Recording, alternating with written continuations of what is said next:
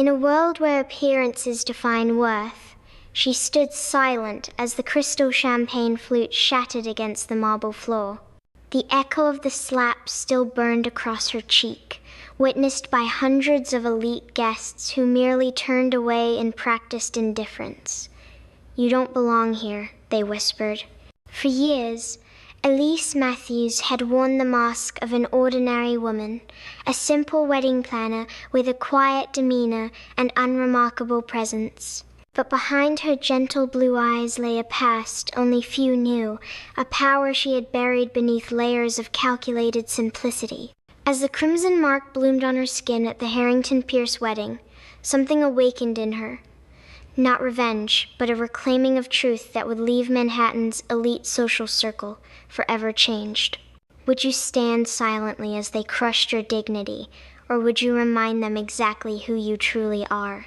Elise Matthews moved through the grand ballroom of the Harrington estate with practiced invisibility, her slender fingers adjusting flower arrangements with precision that went unnoticed by the wealthy guests. At 35, she had perfected the art of blending into backgrounds, her honey blonde hair pulled back in a simple chignon, her black pantsuit deliberately understated, her makeup minimal enough to enhance but never announce. To the 300 elite guests attending the Harrington Pierce wedding in the Hamptons, she was merely another service provider, a wedding coordinator whose name they wouldn't remember after signing her check. She preferred it this way. The quiet competence, the ability to orchestrate perfection without claiming spotlight. The catering staff respected her calm direction. Vendors appreciated her detailed timelines and contingency plans. But to the wedding party, she might as well have been invisible, except when something needed fixing. The spring evening air carried the scent of imported roses and money, old money that spoke in hushed tones rather than flashy displays. Elise watched dispassionately as Vivian Pierce, the bride's sister and maid of honor, commanded attention in her custom Marchesa gown, champagne glass permanently affixed to her manicured hand. Vivian's laugh, practiced, theatrical, cut through conversations as she moved between social clusters, each interaction calculated for maximum visibility. Near the southern terrace doors, partially hidden by an arrangement of white orchids, stood a man whose presence seemed both part of and separate from the celebration. Alexander Blackwood observed the proceedings with quiet intensity, his bespoke suit suggesting wealth but lacking the desperate ostentation of new money. Their eyes met briefly across the room, a momentary connection that Elise quickly severed, returning her attention to her clipboard, where she checked off another successfully executed hour of the reception. In her jacket pocket, Elise carried a small silver locket, the only personal item she allowed herself during work hours. Inside was a faded photograph of herself, at 22, standing atop a podium, triumphant and unguarded, in a way she hadn't been in 13 years. Sometimes, between crisis management and timeline execution, her fingers would brush against the cool metal, a habit more unconscious than deliberate. Tonight, as champagne flowed and society photographers captured carefully curated moments, the weight of the locket seemed heavier than usual, as though the person captured inside was straining to break free. Elise's earpiece crackled with updates from her assistant. The cake cutting would begin in 20 minutes, followed by the father-daughter dance. Everything was proceeding according to the meticulously crafted schedule she had developed over 6 months of planning with the ambivalent bride and her domineering mother. Nothing would go wrong. Elise Matthews had built her modest but respected wedding planning business on this guarantee. And yet, something in the air felt charged tonight. An invisible current running beneath the practiced smiles and polite conversation. She dismissed the feeling as she always did. Intuition was a luxury she had trained herself to ignore long ago. As Elise directed the catering staff to prepare for the cake service, she noted Alexander Blackwood still watching from his position near the terrace. Unlike the other guests who looked through her, his gaze was direct, observant. She wondered briefly what connection he had to the families. He wasn't mentioned in her detailed guest profiles, and his name had been added to the list only days before the event. Such last-minute additions were rare in weddings of this caliber, where seating charts were diplomatic negotiations and table placements political statements. Whatever his story, it wasn't her concern. Tonight was about executing perfection, not satisfying curiosity. Boston, Massachusetts, 13 years earlier.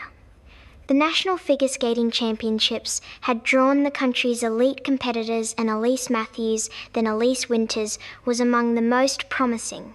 At 22, she embodied grace under pressure, technical precision, and artistic expression that had earned her spots on international podiums for 3 consecutive seasons. The packed arena hummed with anticipation as she took center ice, her custom-designed costume catching light in prismatic splinters. This was meant to be her moment, the performance that would secure her Olympic team position. Her coach, Maribel Santiago, had worked with her for 15 years to reach this pinnacle. The music began. Rachmaninoff's Piano Concerto No. 2. And Elise became something transcendent, a physical embodiment of both technical mastery and emotional depth. When she landed her triple axel triple toe loop combination, a sequence that had been her signature strength, the audience erupted. What the cameras captured, what sports channels would replay for weeks afterward, was the moment that followed, her expression of pure, unguarded joy. It was this rare glimpse of authenticity that made the footage go viral before such things were common.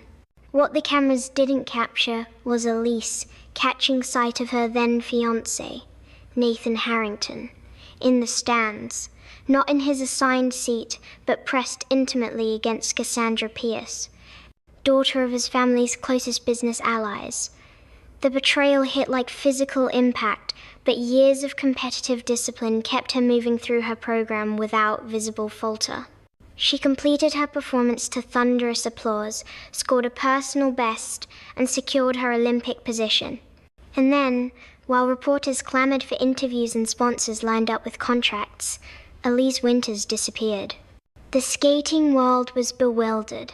Conspiracy theories ranged from injury to pregnancy to mental breakdown. Her coach revealed nothing beyond personal reasons.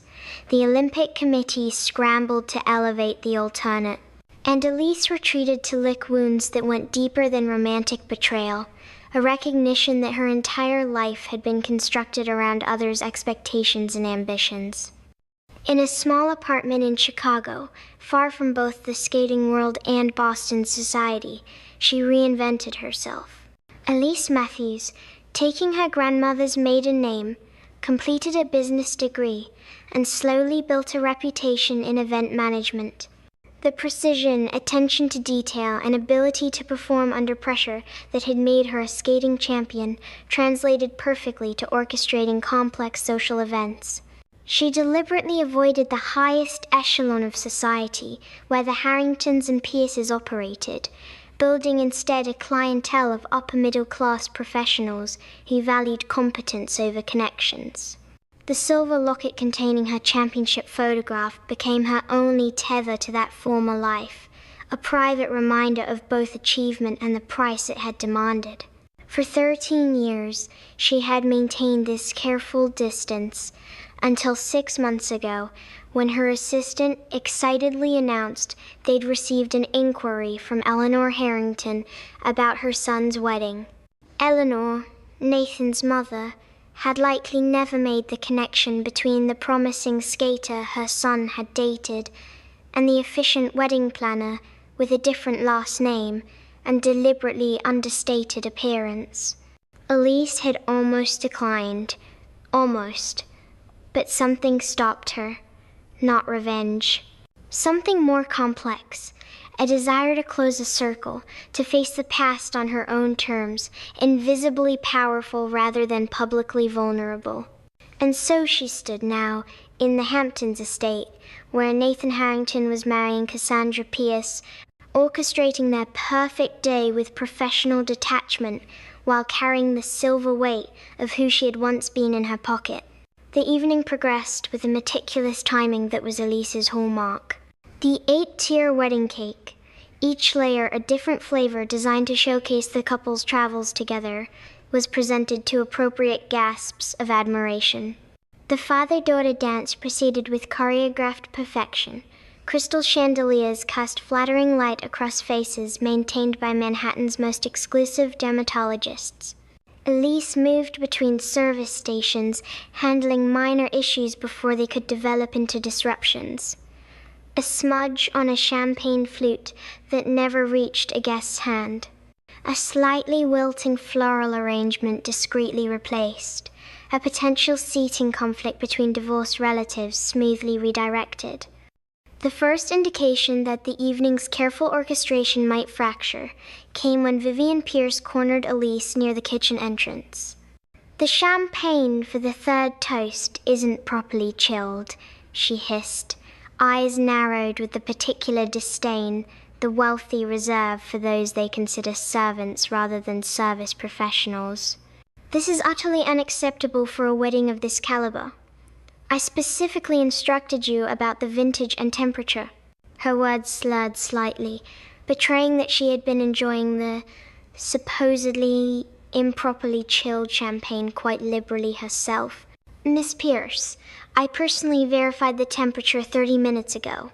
It's being maintained at exactly 42 degrees Fahrenheit, as specified in your instructions," Elise replied, voice modulated to professional neutrality.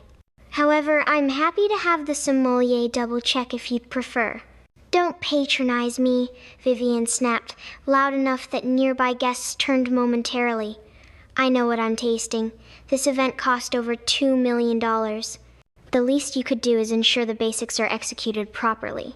She leaned closer, voice dropping to a cutting whisper. "Or perhaps this level of event is simply beyond your capabilities. I told Cassandra we should have gone with Vogue's recommended planner, but she insisted your rates were more reasonable. I suppose we're getting exactly what we paid for." Elise felt the familiar tightening in her chest, not from hurt, but from the disciplined restraint honed through years of competition. The same control that had allowed her to complete a flawless program while watching her personal life shatter in the stands. "I understand your concern, Miss Pierce. I'll address it immediately." She stepped aside, signaling to her assistant with a subtle hand gesture to have the sommelier perform a theatrical verification of the champagne service, not because it was necessary, but because perception mattered to clients like the Pierces. As Elise moved toward the service area, she noticed Nathan Harrington watching the interaction, recognition flickering across his features before being replaced by careful blankness. In 13 years, he had gained weight around his middle and lost hair at his crown, but his eyes still held that particular Harrington coldness, calculating value rather than seeing humanity. He turned away when she caught him staring, engaging the person beside him in suddenly animated conversation. The brief exchange confirmed what Elise had suspected. He recognized her but wouldn't acknowledge it. Another small victory in her quiet war of dignified presence. Vivian's criticism was just the beginning. As the evening progressed, her behavior escalated from sharp comments to public undermining. She loudly questioned Elise's choices within earshot of guests, the timing of the bouquet toss, the selection of the closing songs, the arrangement of the gift display. Each critique was delivered with the particular cruelty of someone accustomed to creating spectacles at others' expense. "This is why you hire professionals with connections," she announced to a circle of attentive listeners after finding fault with the lighting design. "Not discount planners who probably do backyard barbecues most weekends." Elise absorbed each bob with outward professionalism, while mentally cataloging the increasing hostility. She had managed difficult clients before, but Vivian's targeting felt personal in a way that transcended the usual tensions of high-pressure events. Something deeper was driving the woman's antagonism, perhaps knowledge of Elise's history with her new brother-in-law, perhaps simply the need for a convenient target after too many glasses of champagne. Whatever the cause, Elise maintained her composure, even as the whispers among the catering staff suggested they had never seen a client treat a vendor with such open contempt. Throughout this escalation, Alexander Blackwood remained a watchful presence. His attention shifted between Vivian's increasingly dramatic behavior and Elise's composed responses.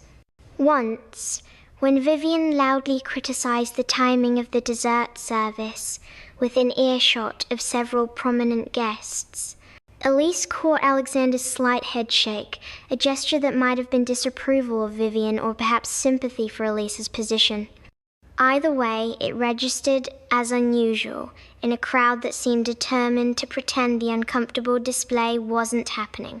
The situation reached its breaking point shortly after midnight. Most guests had departed, leaving only the wedding party and closest friends for the final hour of celebration. Elise was confirming transportation arrangements for the remaining guests when Vivian approached, champagne sloshing dangerously in her float.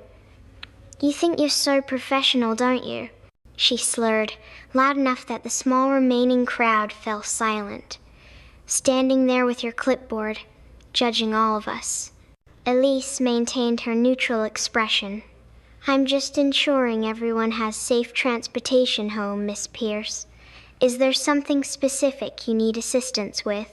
"I need you to stop pretending," Vivian said, stepping closer. "Nathan told me everything about the pathetic little skater who thought she was good enough for a Harrington." "Did you think we wouldn't figure it out? That you took this job to, get some kind of revenge? See what you missed out on?" She laughed, the sound brittle and mean. "Look around, honey. This is what real success looks like. Not spinning around on ice for judges' scores." The room went silent. Eleanor Harrington's hand flew to her mouth in recognition. Nathan stared at his shoes. Cassandra looked confused, then shocked as understanding dawned. Elise felt blood rushing in her ears but kept her expression professionally neutral, even as her fingers instinctively found the outline of the locket in her pocket. "Miss Pierce, I think you've had too much to drink," Elise said quietly. "Perhaps we should discuss this another." The slap came without warning, Vivian's open palm connecting with Elise's cheek with enough force to snap her head sideways. The crystal champagne flute Vivian had been holding shattered against the marble floor, fragments skittering across the polished surface like ice shards. "Don't you dare patronize me, you nobody," Vivian hissed. "You're nothing. A failed athlete playing dress-up in our world." For 5 heartbeats, no one moved. Elise touched her fingertips to her burning cheek, feeling the heat of both the impact and the humiliation spreading across her skin. 13 years of carefully constructed professional dignity threatened to crumble in this single moment of public degradation. The room around her seemed to blur at the edges, faces of shocked onlookers melting into an indistinct mass of judgment and pity, emotions equally unbearable. Something inside Elise, something she had carefully packed away alongside her skates and medals, stirred to life. Not anger, though that simmered beneath the surface, something colder, more powerful. The same steel that had allowed her to land triple jumps on a blade's edge, to perform through physical pain and emotional devastation. She straightened her shoulders and looked directly into Vivian's contemptuous face. "Thank you for making it clear what kind of person you are," she said quietly, each word precisely delivered. "I hope everyone else in this room was paying equal attention." Vivian opened her mouth to respond, but was interrupted by a commanding voice from across the room. "That's enough, Vivian." Alexander Blackwood stepped forward, his expression containing something Elise couldn't quite read. "You've embarrassed yourself and your family quite thoroughly for one evening. Stay out of this, Alex," Vivian snapped. "This doesn't concern you." "Actually, it does." He moved to stand beside Elise, close but not touching. "Considering that you've just assaulted my wife." The words dropped into the room like stones into still water, ripples of shock expanding outward. Elise felt the floor shift beneath her feet as every eye in the room swiveled between them in disbelief. Wife. The word hung in the air, impossible and unexplained. Nathan Harrington stepped forward, confusion warring with alarm on his face. "Your wife? Alex, what are you talking about? This is Elise Wynne Matthews. She's the wedding planner." Alexander's expression remained impassive. "She is indeed an exceptional event coordinator, among her many other talents." His hand moved to the small of Elise's back, a subtle gesture of support rather than possession. "And yes, my wife of 3 years, though we've kept that private for reasons that now seem extraordinarily justified." The ballroom erupted in confused murmurs. Eleanor Harrington looked as though she might faint. Cassandra clutched Nathan's arm, her knuckles white. And Vivian's face underwent a remarkable transformation as understanding dawned. Alexander Blackwood wasn't just wealthy, he was wealth personified. The silent partner behind technological innovations that had revolutionized 3 different industries. The owner of properties across 5 continents. The philanthropist whose foundation funded hospitals and research centers bearing other people's names because he preferred anonymity to recognition. "I don't understand," Vivian stammered, suddenly sobering. "Why would she be working as a wedding planner if—" "Because she excels at it," Alexander said simply. "Because she finds fulfillment in creating meaningful celebrations for others. And because we value privacy over public performance." His gaze swept the room. "Though I think we've all had enough performance for one evening." Elise stood frozen, her mind racing to process the unexpected intervention. The lie, for it was a lie, was so perfectly delivered that even she almost believed it for a moment. Alexander Blackwood was not her husband. In fact, until tonight, they had never exchanged a single word. Yet he had stepped into this moment of humiliation and offered a shield of dignity with such conviction that the entire room was reevaluating everything they thought they knew. "I believe we should leave," Alexander continued smoothly. "Elise has more than fulfilled her professional obligations for the evening." He turned to the stunned bride and groom. "Nathan, Cassandra, congratulations on your union. I've arranged for my wedding gift to be delivered next week. Eleanor, always a pleasure." His tone made it clear it was anything but. Without waiting for responses, he guided Elise toward the exit, his hand remaining supportively at her back. As they passed Vivian, whose face had drained of all color, he paused briefly. "I would suggest you consult with legal counsel regarding your actions tonight. Assault charges would be rather uncomfortable for someone of your public position." The threat was delivered with such pleasant calmness that it took a moment to register as a threat at all. The grand entrance doors closed behind them, sealing off the murmurs and confusion they left in their wake. In the quiet of the mansion's front courtyard, surrounded by the soft glow of strategically placed landscape lighting, Elise finally found her voice. "Why did you do that?" she asked, stepping away from his touch to create distance between them. "You don't know me. You certainly aren't married to me." Alexander Blackwood regarded her with the same intense focus he had maintained throughout the evening. "No, I'm not. But I do know you, Elise Winters. And what was happening in there was unconscionable." The use of her former name sent a chill through her. "How do you—" "I recognized you the moment I arrived. I was at those national championships 13 years ago. My sister was a competitive skater. nowhere near your level, but dedicated enough that our family attended major competitions." He smiled slightly. "Your Rachmaninoff program was extraordinary. I've never forgotten it." Elise felt exposed in a way that Vivian's public humiliation hadn't managed to achieve. To be recognized not as the controlled professional she had crafted herself to be, but as the passionate athlete she had once been, it created a vulnerability she hadn't prepared for. "That doesn't explain why you intervened, or why you claimed to be my husband." She touched her cheek, still burning from the slap. Alexander's expression hardened. "Because what I witnessed was someone being deliberately cruel to another human being for sport. Because the power dynamics in that room were grotesquely unbalanced.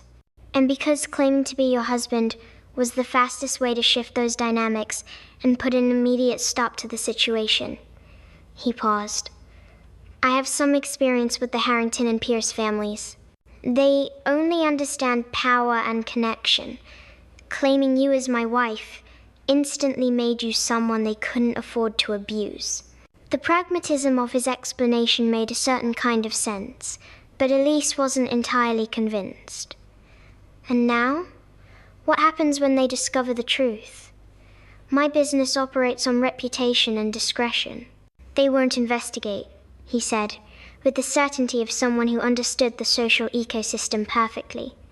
"The possibility that you might actually be my wife is far too threatening to their social hierarchy. They'll accept the narrative because the alternative would mean acknowledging they grossly misjudged someone in their midst.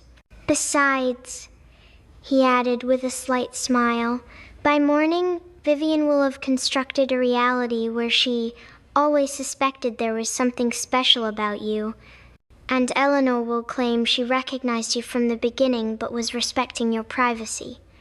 A car appeared at the end of the circular driveway, a discreet black sedan with darkened windows. "My driver," Alexander explained. "May I offer you a ride? I imagine you'd prefer not to wait for the staff shuttle after everything that's happened." Elise hesitated, her hand still touching the silver locket in her pocket. The evening had veered so dramatically from her careful plans that she felt unmoored, operating without her usual script.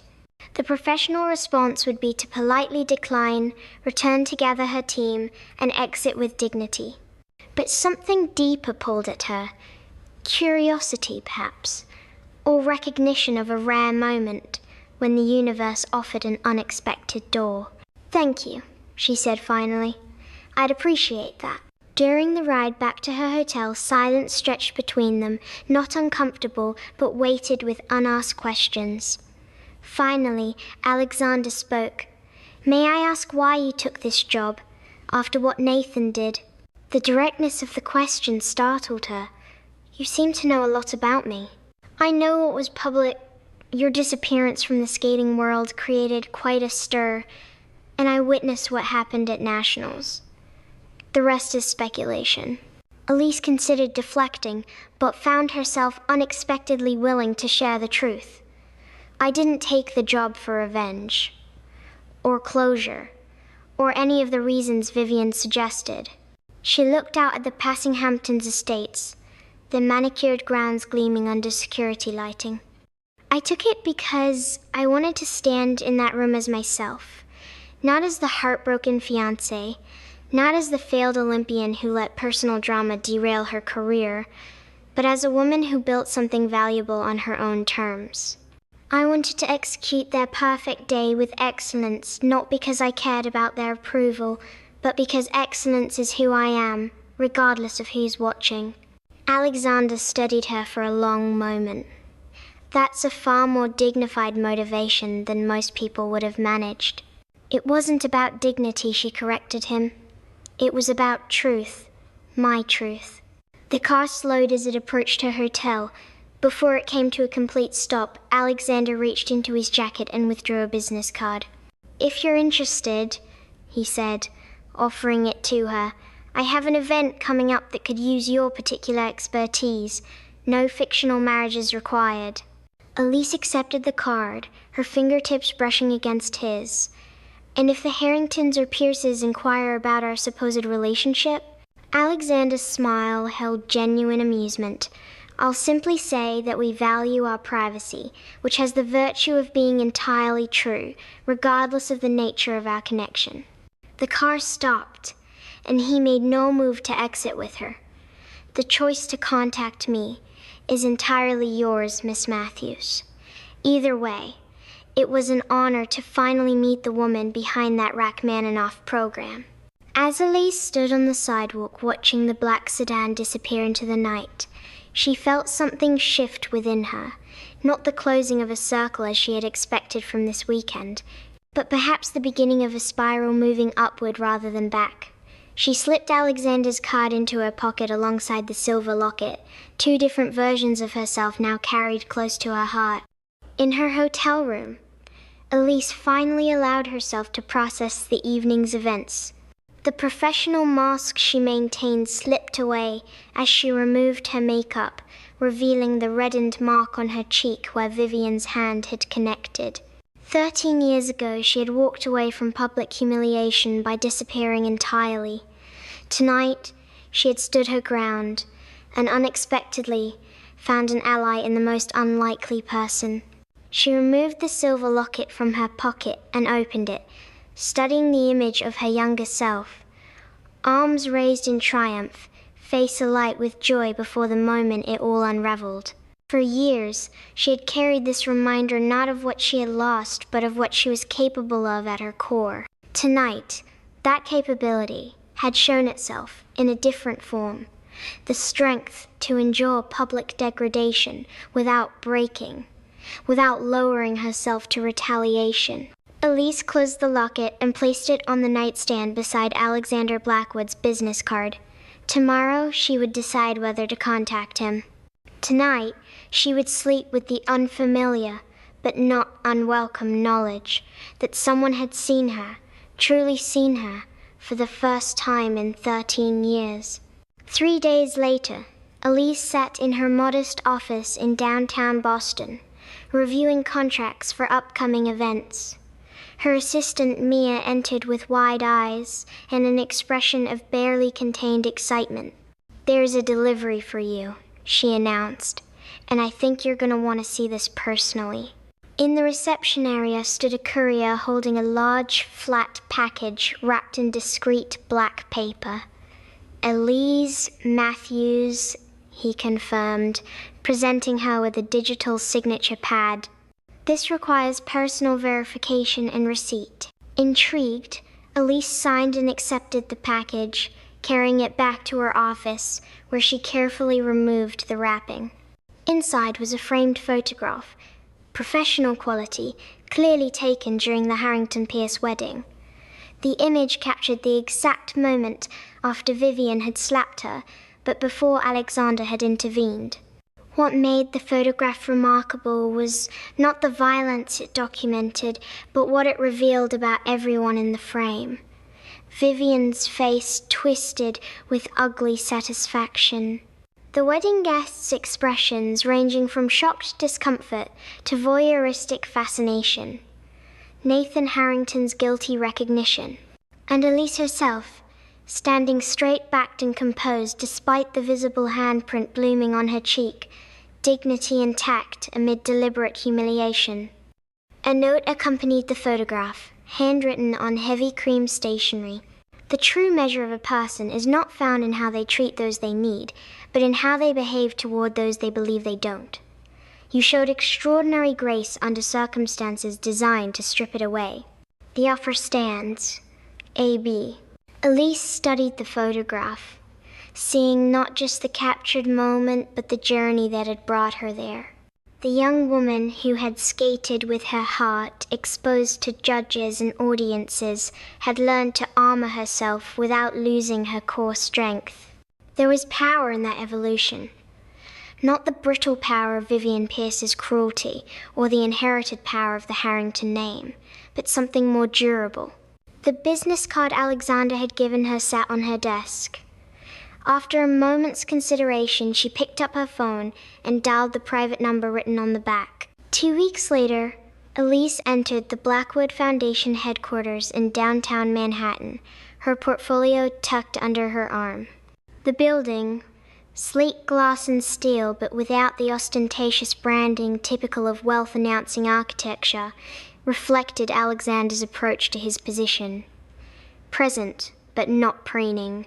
Influential, without insisting everyone acknowledge it.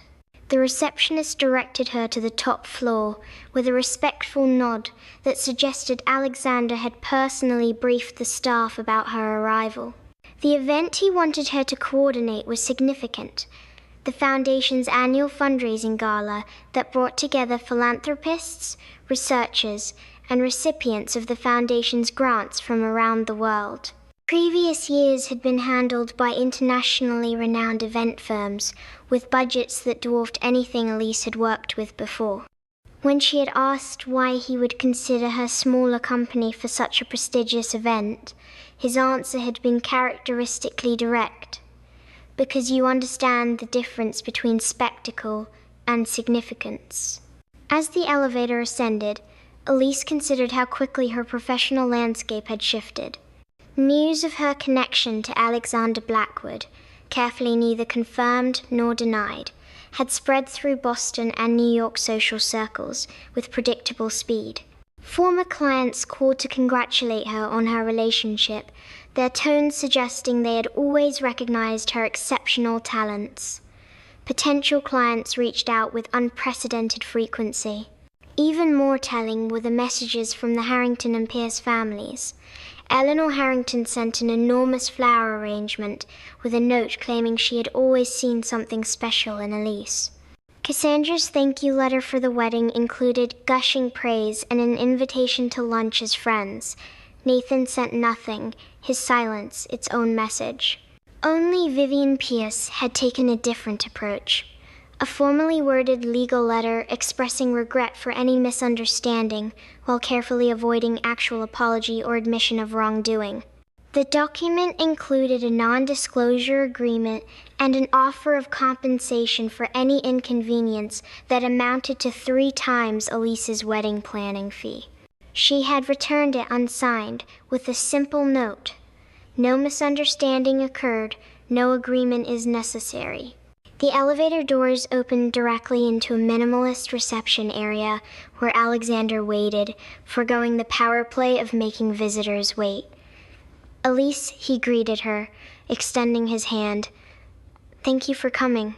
His handshake was firm, but not dominating. The gesture of someone secure enough to treat others as equals. Thank you for the invitation, she replied, matching his professional tone. I've prepared some initial concepts based on the Foundation's previous events and your stated objectives.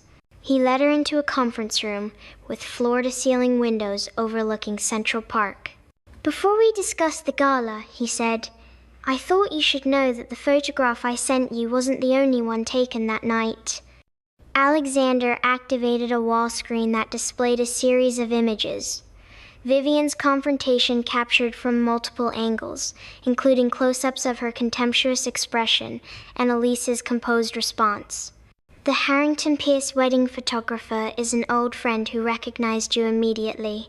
He was a competitive skater himself before turning to photography. When he saw what was happening, he documented it thoroughly. Elise studied the images with professional detachment. And what do you intend to do with these? Nothing, Alexander replied, switching off the display. They're yours if you want them. Delete them if you prefer. I simply thought you should know they exist, and that others witnessed what happened.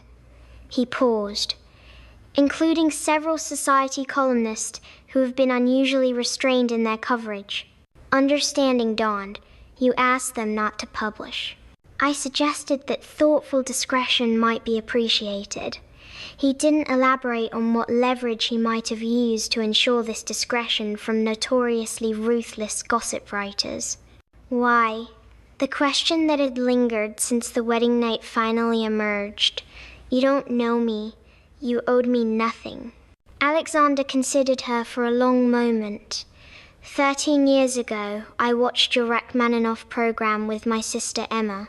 She was struggling with skating, with confidence, with finding joy in something that had become more obligation than passion.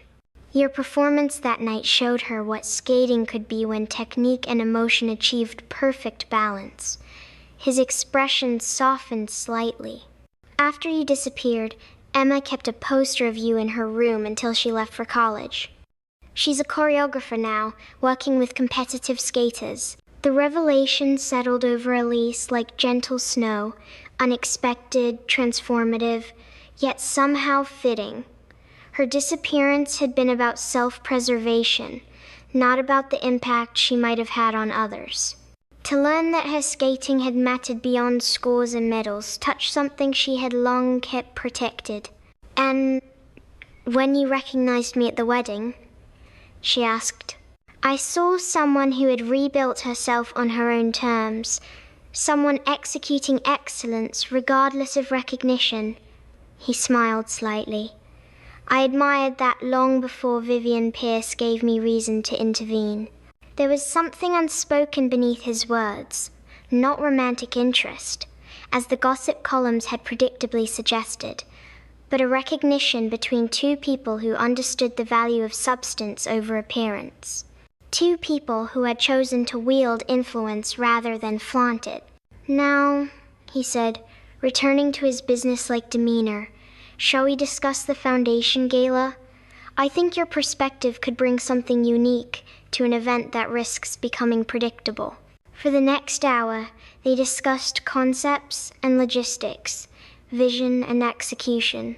Elise found herself engaged in a level of creative collaboration she rarely experienced with clients.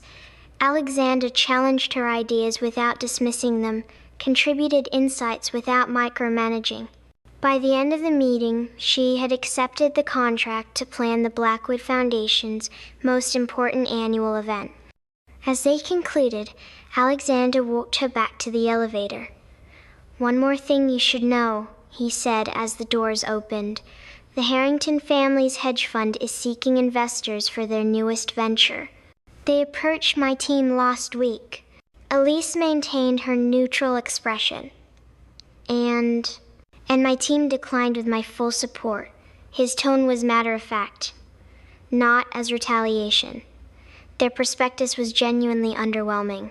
"But I thought you might appreciate knowing that actions have natural consequences, even in circles where consequences are often negotiable." The elevator doors began to close, but Elise held them open momentarily. "The photograph you sent, I'm keeping it.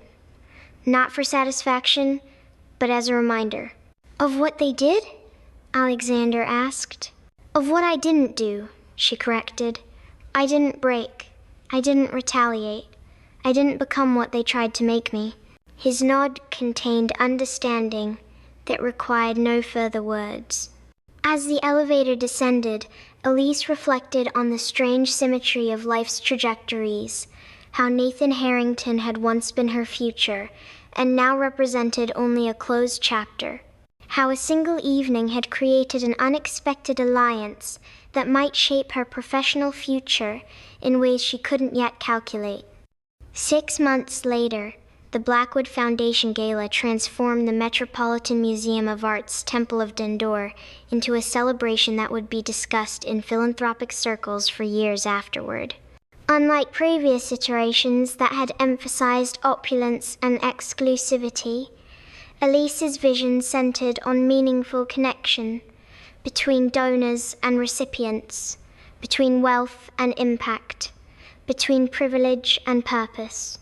The evening featured immersive experiences that allowed guests to engage directly with the Foundation's work, virtual reality stations showing new hospitals in development, interactive displays of educational technology funded by grants, and most impactfully, personal testimonials from individuals whose lives had been changed through Foundation initiatives. Elise moved through the space. She had